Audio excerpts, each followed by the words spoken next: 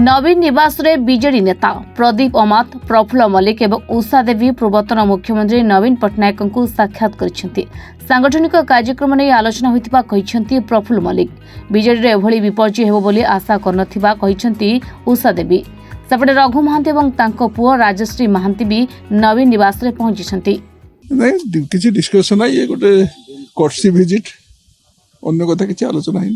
हाँ आसछन रघु बाबू अच्छा विशेष किसी अन्य नहीं सेमती किसी ना आम कोर्टसी विजिट मुख्यमंत्री देखा कर जहाँ नियम आईनगत संविधानिक व्यवस्था जहाँ से अनुसार कार्यक्रम ना मुझे देखनी से विषय मुझे कहीपरि आम जाइलु कहीं ना ना कि मुख्यमंत्री अच्छा कम कर बोली कहते पूरा लोक सेवा कर ना लोक मुख्यमंत्री परामर्श दे लोक सेवा कर अपोजिशन भूमिका निर्वाह कर आम जानते सब विजु जनता गोटे कन्स्ट्रक्टिव अपोजिशन काम करमती किसी ना आम फर्माल कोर्स मीट करने आसलु आलोचना किसी कौन प्रकार आलोचना है लोकों काम कर से सब समय मुख्यमंत्री कहते लोकों आमर कम जारी रही किसी से बाबद आलोचना किसी है नहीं, केवल गोटे कथा है लोकों काम कर से गोटे जिनस मुख्यमंत्री संगे देखा जहा नियम अच्छी ताहा हम बहुत कष्ट परिवर्तन तो हम कहीं आम भी